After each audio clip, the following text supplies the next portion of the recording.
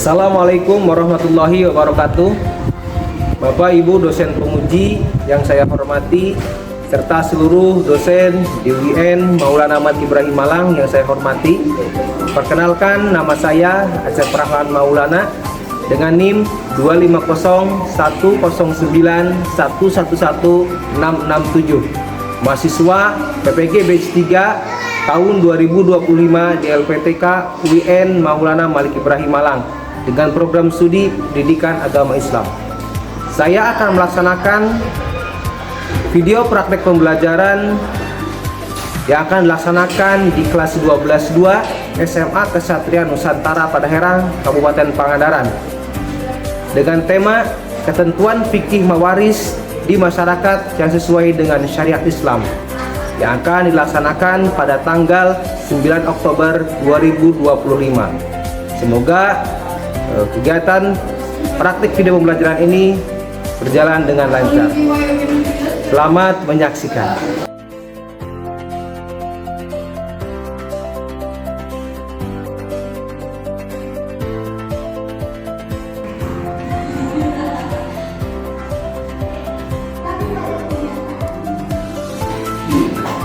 Assalamualaikum warahmatullahi wabarakatuh.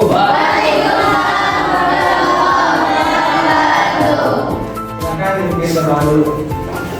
Siap, gerak.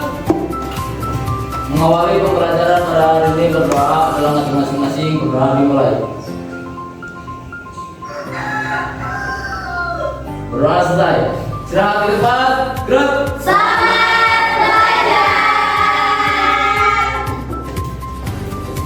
Selamat pagi anak-anak semuanya.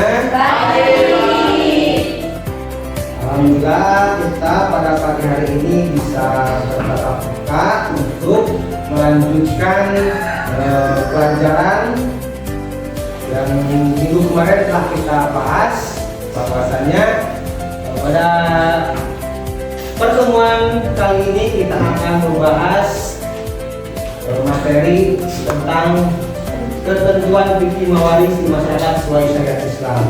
Tapi sebelumnya Bapak akan absen terlebih dahulu. Siapa aja di sini yang tidak hadir? Berapa orang? 2 orang. 2 orang. Siapa aja?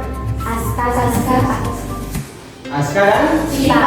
Kenapa? Hadir. Aska dan Sipa sakit. Udah berapa lama Aska dan Sipa sakit? 3 hari. 3 hari. Untuk selanjutnya kita akan langsung saja membahas tentang materi kali ini, yaitu materi tentang ketentuan fikih mawaris di masyarakat sesuai dengan syariat Islam.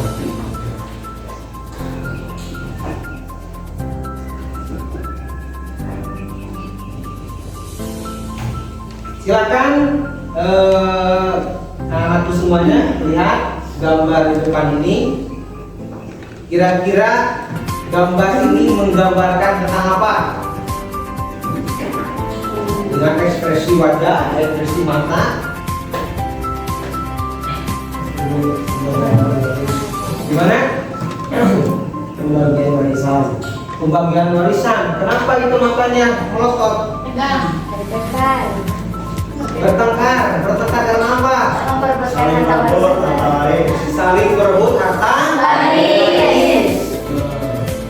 Jika ada keluarga yang meninggal, yang berduka, masih suasana berduka, tapi ada suatu ketegangan karena ada warisan, bagian yang tidak adil atau lain sebagainya. Juga gambar yang kedua bisa dilihat tuh. Ini gambar foto seorang nenek yang telah meninggal, kemudian anak-anaknya, keturunan-keturunannya, ahli warisnya berebut harta waris, gitu kan. Nah, ini semua terjadi adanya perselisihan di antara keluarga itu disebabkan karena tidak adanya aturan yang mengatur tentang waris, atau ada aturan tetapi tidak mau dijalankan, gitu ya. Nah, maka perlu kita pahami bahwa di agama kita perihal warisan itu dibahas, ditentukan, ya, ada aturannya.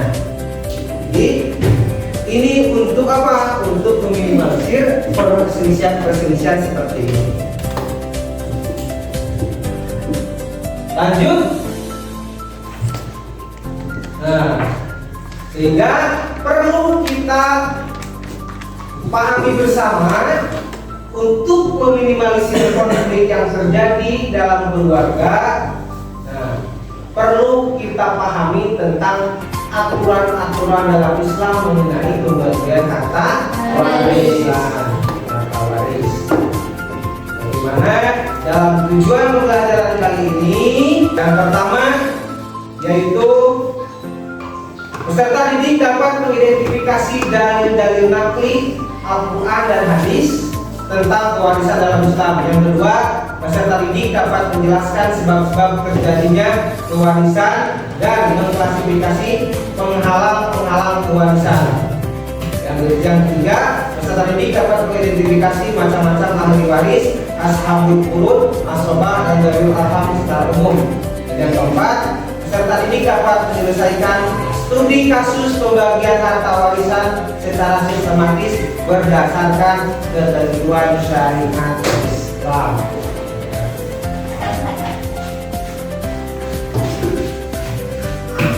Sekarang masuk pada tingkat konsep mengenai materi kali ini. Kita akan menganalisis makna waris dan ahli waris dalam Islam, kemudian sebab-sebab memperoleh harta waris dan sebab-sebab terhalangnya ahli waris, dan juga pembagian harta waris dalam Islam. Sebelum kita jauh kepada pembahasan, Bapak akan menanyakan terlebih dahulu, apakah ada yang tahu apa itu harta warisan? Apa itu harta warisan? Ya, Nindi, silakan. Harta warisan adalah perpindahan harta seseorang yang tak meninggal Perpindahan harta seseorang yang telah meninggal kepada orang lain. Ya, luar biasa jawaban dari Cindy. Tepuk tangan. Kemudian pertanyaan kedua, sebutkan sebab-sebab mendapatkan ahli waris. Ada yang tahu sebab-sebab mendapatkan ahli waris? Sebelum kita nanti akan bahas lebih detail, apakah ada yang tahu sebab-sebab mendapatkan ahli waris? Karena nasab, oke. Jaki, betul. Ada lagi? Karena perkawinan. Ada lagi? Karena memerdekakan. Oke, ya, luar biasa semuanya. Ya, tepuk tangan untuk kita semua. Berarti kalian semua sudah sedikit banyak sudah membaca mengenai hukum waris, ya. Karena apa? Karena kita juga di pesantren sudah mengkaji mengenai hukum waris dalam kitab Batal Waris.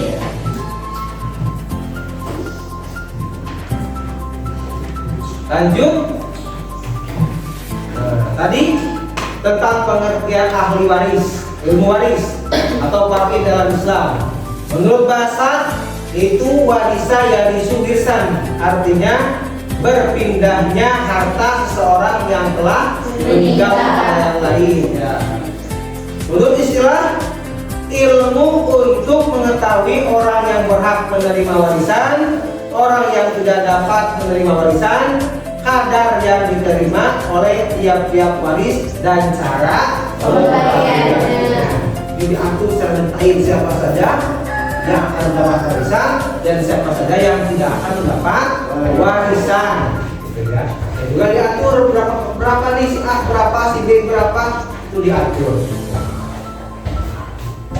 Kemudian tujuan pembagian harta waris. Yang pertama, agar tidak terjadi perselisihan di antara ahli waris. Tidak seperti gambar tadi ya. Anak per satu, anak per kedua anak ketiga berselisih karena merasa tidak adil dalam pembagiannya gitu. Kemudian yang kedua, agar dapat terwujud keadilan yang berimbang dalam pembagian harta waris. Yang ketiga, agar dapat memiliki harta secara halal. Itu tujuan pembagian harta waris menurut Islam. Kemudian hukum mempelajari ilmu waris. Hukum mempelajari ilmu waris adalah fardu kifayah. Ada yang tahu apa itu fardu kifayah? Sebagai orang Islam, Gimana ini? kewajibannya tidak semua wajib sebagai Sebagian juga tidak apa, dia tidak harus semuanya mengetahui. Oke, ada lagi yang mau menyempurnakan? Ketika ada seseorang yang tahu dari suatu kampus tanggal tersebut, maka gugur kewajibannya bagi orang-orang yang lainnya. Kewajiban dari orang yang lainnya. Jadi intinya kewajiban hanya untuk sekelompok orang, tidak untuk semua. Ketika ada yang telah melaksanakan, maka gugur kewajibannya bagi yang lain. Dengan kita mempelajari ilmu waris hari ini dan mengetahui tentang ilmu waris, maka kita akan menggugurkan kewajiban dari orang-orang yang tidak mengetahui tentang ilmu waris. Oke, lanjut. Sebab-sebab memperoleh harta waris. Yang pertama, atau nasab. Yang kedua, yang ketiga, yang keempat, orang yang memerdekakan budak berhak menerima harta waris. Selanjutnya, sebab-sebab terhalangnya harta waris. Yang pertama karena misalkan ahli waris membunuh orang tuanya yang mewariskan itu gugur, ya. Walaupun tadi berhak karena darah, tetapi karena adanya pembunuhan maka apa? Gugur, ya. Dalam mendapatkan ahli waris, mendapatkan harta waris. Terhalang karena membunuh. Yang kedua karena murtad atau kafir. Murtad dan kafir. Ketika ada anak yang keluar dari Islam, orang tuanya Islam tapi anaknya malah murtad, maka si anak tidak mendapatkan harta waris. Terus yang ketiga karena perbudakan, budak. Saat ini sudah tidak ada lagi sistem perbudakan. Maka apa? Tidak ada dan tidak berlaku ya sistem perbudakannya, maka tidak mendapatkan harta waris. Lanjut. Nah, ini bisa dilihat pembagian ahli waris sesuai ketentuan ahli waris berdasarkan jenis kelamin. Ahli waris laki-laki ada berapa? 13. Bisa dibaca ya. Anak laki-laki itu laki-laki, kemudian sampai 13. Ini 15 orang ini 15 golongan ahli waris dari pihak laki-laki.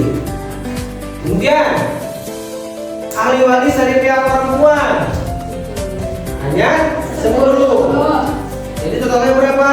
25. Anak perempuan, cucu perempuan sampai ke atas dari anak laki-laki ada ibu, nenek sampai ke atas garis ayah, saudara perempuan kandung, saudara perempuan seayah, saudara perempuan seibu, istri, wanita yang memerdekakan. Nah, ini 10 golongan dari ahli waris perempuan. Pembagian ahli waris sesuai ketentuan Islam. Ahli waris berdasarkan hak memperoleh harta waris. Ahli waris dari Zawil Murud ialah ahli waris yang bagian harta warisan telah ditentukan berdasarkan dalil nas dan ijma sehingga tidak dapat diubah.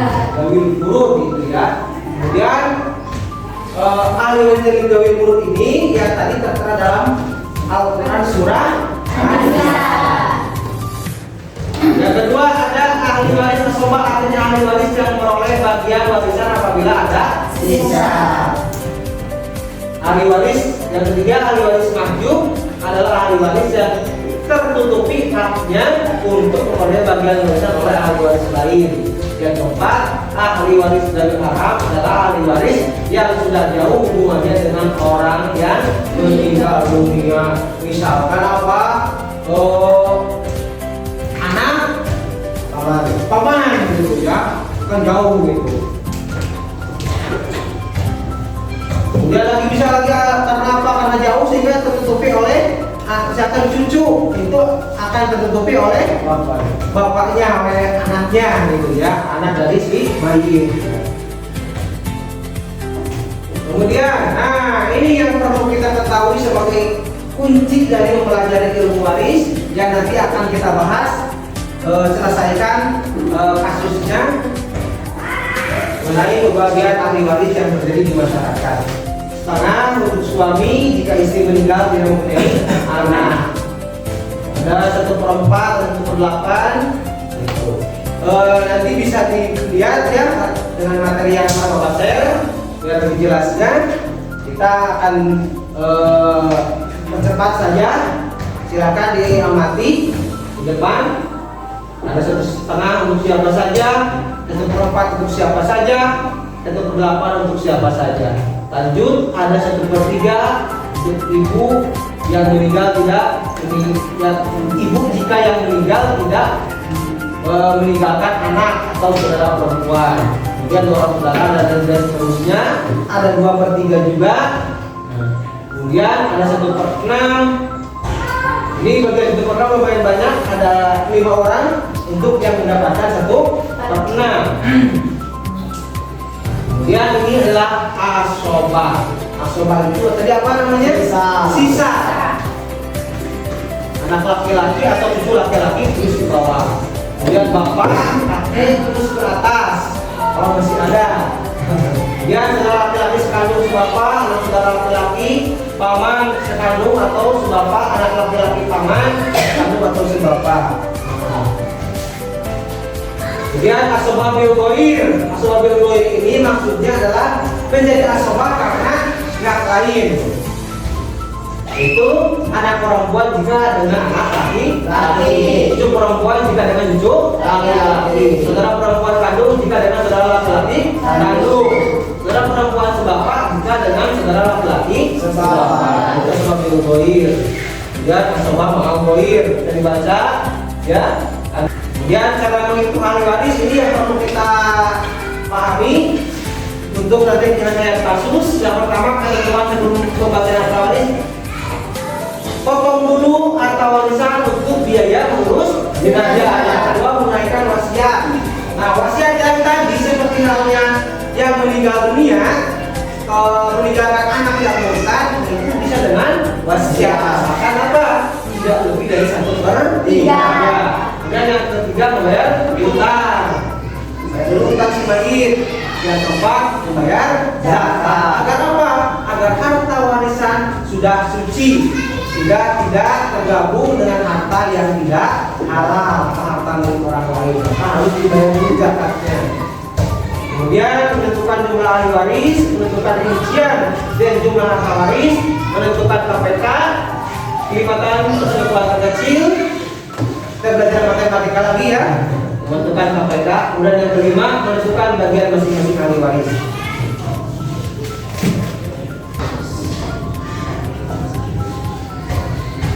Nah, itu ya materi yang bisa Bapak paparkan sebagai pemantik jalannya diskusi yang akan kita laksanakan. Untuk selanjutnya, Bapak akan memberikan contoh-contoh kasus untuk diselesaikan oleh kalian semua melalui kerja kolaborasi, yaitu dengan bentuknya beberapa kelompok yang telah ditentukan pada minggu kemarin ya. Yang telah ditentukan pada minggu kemarin, kita akan bagi menjadi 3 kelompok. Kelompok yang pertama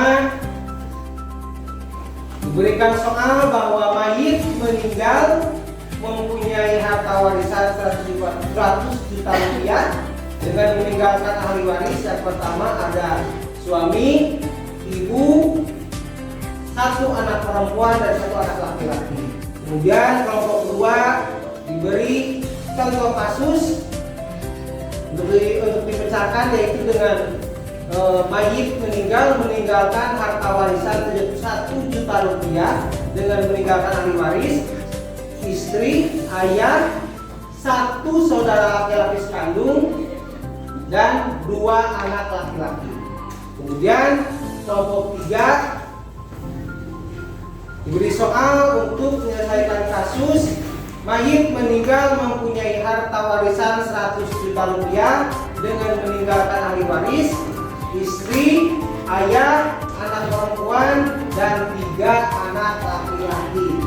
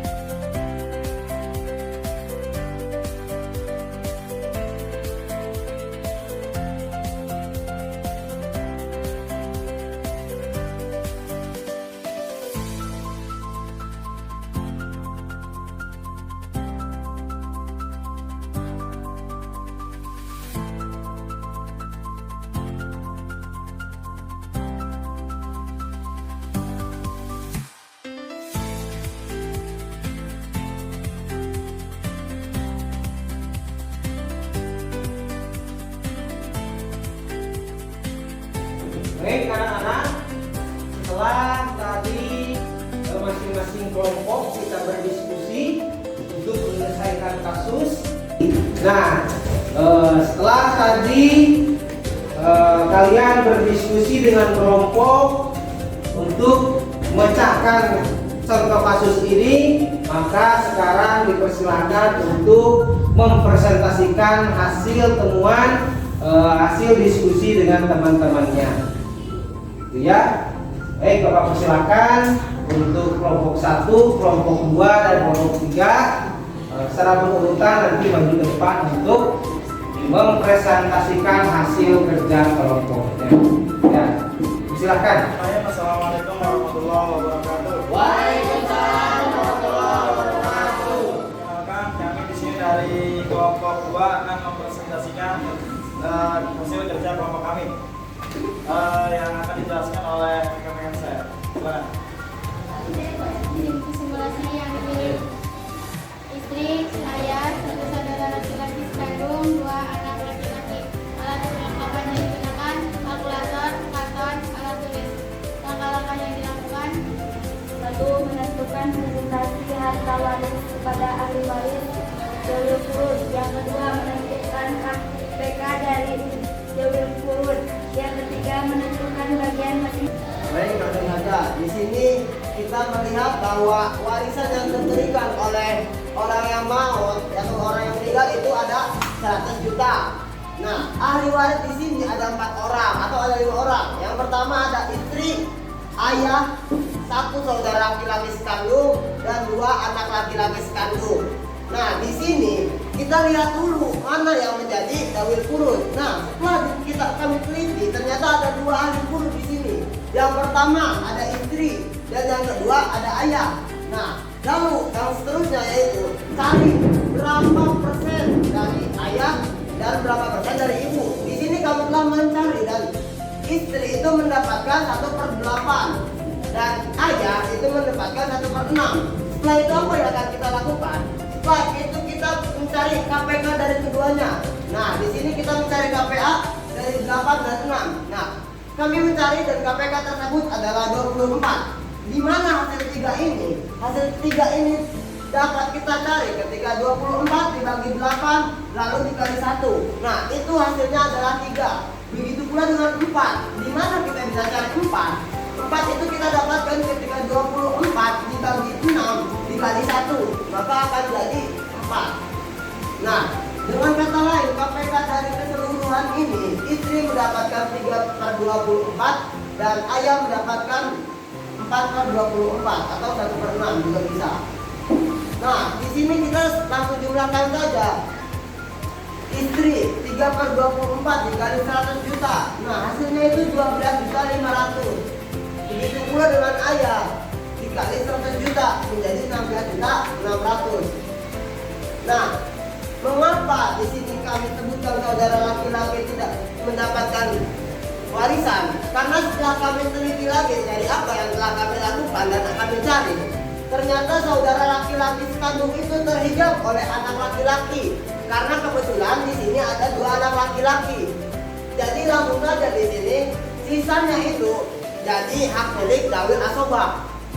Di sini Dawil Asobah itu 2 anak laki-laki. Nah, jadi cara menghitungnya begini. Yang tadi Dawil Furud yang 12 juta sama 16 juta itu 100 juta dikurangi dari apa yang tadi dihasilkan. Jadi 70.900.000.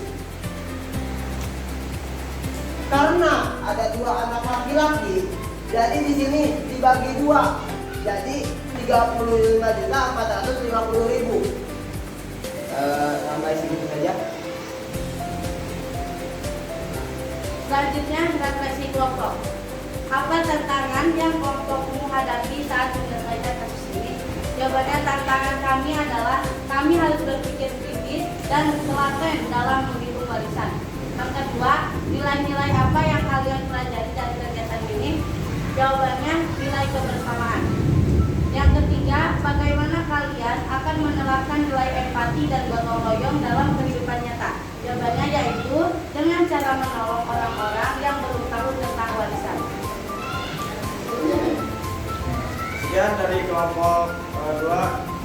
Mohon maaf bila banyak kesalahan. Assalamualaikum warahmatullahi wabarakatuh. Waalaikumsalam warahmatullahi wabarakatuh. Tepuk tangan untuk kelompok 2. Assalamualaikum warahmatullahi wabarakatuh. Waalaikumsalam. Ada perwakilan dari kelompok 1 akan mempresentasikan adalah tentang kelompok kami dan tentang warisan. Tentang apa yang ini?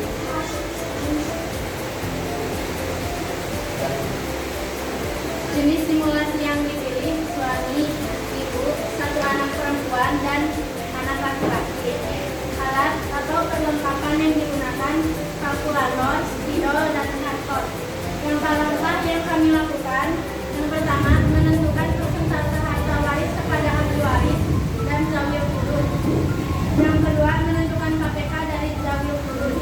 Yang ketiga menentukan bagian masing-masing ahli waris. Baik, langsung saja kita simak tentang pembagian harta waris. Di mana di sini ada mayitnya seorang perempuan meninggalkan harta 100 juta dan meninggalkan seorang suami, ibu, 1 anak laki-laki dan 1 anak perempuan. Mayit ini 100 juta dibagi ke pertama dibagi ke Dawil Furud. Suami mendapatkan 1/4 karena memiliki anak dan ibu mendapatkan 1/6 karena si mayit mempunyai anak. KPK dari 1/4 dan 1/6 yaitu 3/12 dan 2/12, di mana suami 3/12 dari 100 juta yaitu mendapatkan harta waris sebesar 25 juta dan hasil dari 2/12 dari 100 juta mendapatkan waris 16.600.000. Di sini dikalkulasikan 25 juta ditambah 16.600.000 ditambah 16.600.000 untuk Dawil Furud. 100 juta dikurangi 25 juta dan 16.600.000 dibagikan ke Dawil Asobah yaitu anak laki-laki dan Dawil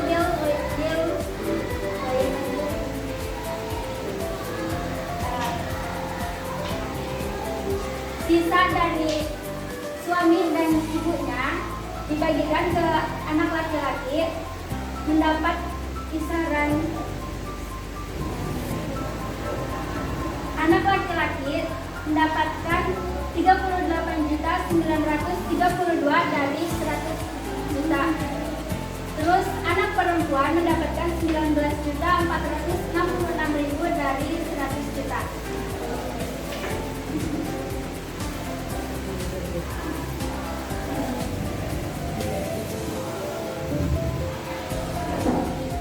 Refleksi kelompok, sikap dan nilai. 1. Apa tantangan yang kelompokmu hadapi saat menyelesaikan kasus ini? Jawabannya terjadi kesalahan dalam hitung. 2. Nilai apa yang kalian pelajari dari kegiatan ini? Nilai kekompakan. Cukup sekian dari kelompok 1. Assalamualaikum warahmatullahi wabarakatuh. Waalaikumsalam warahmatullahi wabarakatuh. Bismillahirrahmanirrahim. Assalamualaikum warahmatullahi wabarakatuh. Waalaikumsalam warahmatullahi wabarakatuh. Di sini kami dari kelompok 3, saya sebagai moderator yang akan dijelaskan oleh rekan-rekan saya tentang mengenai pembagian waris. Silakan.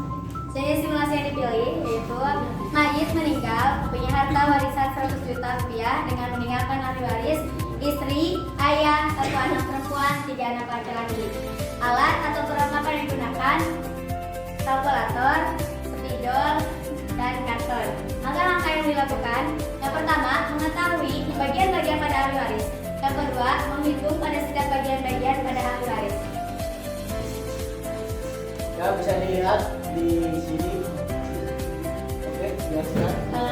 Suami meninggalkan warisan uang sebesar 100 juta. Kemudian suami tersebut meninggalkan seorang istri, ayah, dan 3 anak laki-laki beserta 1 anak perempuan. Nah, 100 juta kita untuk bagian pada istri diberikan 1/8, sedangkan pada bapak 1/6.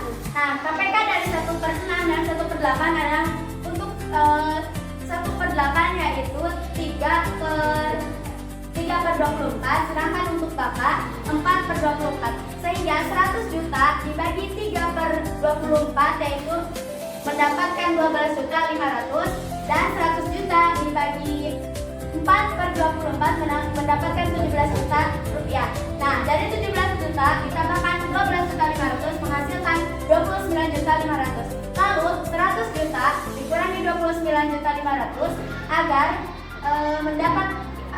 agar keempat anak tersebut mendapatkan harta waris, sehingga dari 100 juta itu kita kurangi 29.500.000 menghasilkan 70.500.000. Nah, untuk ketika seorang suami mempunyai anak laki-laki dan perempuan, yaitu perbandingannya 2:1. Untuk laki-laki dari 70.500.000 per orangnya mendapatkan 20.100.000 dan untuk anak perempuan 10.200.000.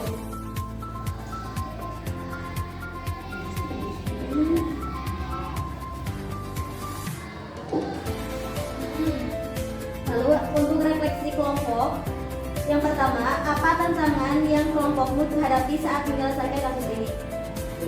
Tantangan pada kelompok kami yaitu kurangnya ketelitian. Yang kedua, nilai-nilai apa yang kalian pelajari dari kegiatan ini, yaitu dapat mengetahui cara menghitung waris. Yang ketiga, bagaimana kalian akan menerapkan nilai empati dan gotong royong dalam kehidupan nyata. Ya, kita dapat menerapkan nilai empati dan gotong royong dalam kehidupan nyata sebagaimana yang tercantum dalam syariat Islam dengan rasa empati dan gotong royong sesuai dengan syariat Islam. Sekian kelompok kami atas presentasinya. Mohon maaf bila banyak kekurangan karena kami tahap belajar. Saya sebagai moderator pamit undur diri. Wassalamualaikum warahmatullahi wabarakatuh.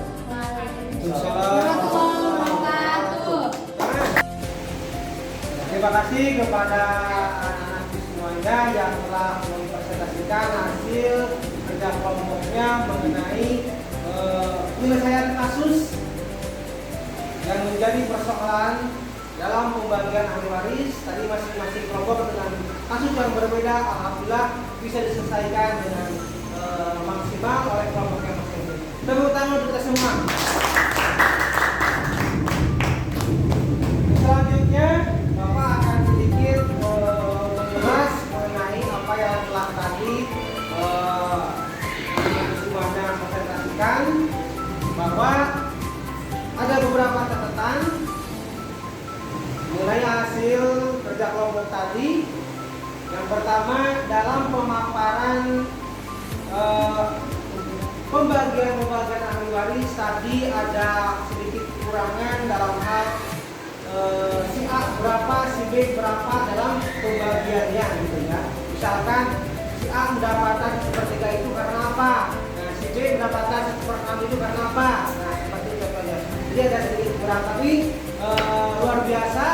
Bapak apresiasi, terima kasih atas kerja kerasnya untuk menyelesaikan contoh kasus ini, yang mana ini pasti akan terjadi di masyarakat, yang tentunya ini menjadi tugas kita semua yang mempunyai pemahaman dalam hal ilmu waris, sehingga kita bisa memberikan solusi kepada tetangga kita, kepada keluarga kita, kepada teman-teman kita yang membutuhkan bantuan mengenai penyelesaian kasus-kasus mengenai pembagian harta warisan. Nah, jadi begitu besar manfaatnya yang dapat kita dapatkan dalam pelajaran hari ini mengenai materi tentang ketentuan fikih mawaris di masyarakat sesuai dengan syariat Islam. Karena begitu banyak persoalan-persoalan di masyarakat, ada yang bahkan menggunakan tradisi budayanya dalam menyelesaikan harta waris. Nah, tetapi yang perlu kita tegaskan bahwa kita itu menggunakan syariat Islam dalam membagikan harta warisan. Itu pembahasan pada materi hari ini. Dan untuk selanjutnya, untuk materi pada minggu depan, kita akan masuk kepada materi tentang akhlak terpuji, yaitu yang membedakan akhlak terpuji dan juga akhlak tercela, jadi akhlak mahmudah dan akhlak madhumah. Kita akan pelajari itu pada minggu depan. Untuk selanjutnya, silakan kita akhiri pembelajaran hari ini dengan ucapan hamdalah bersama-sama.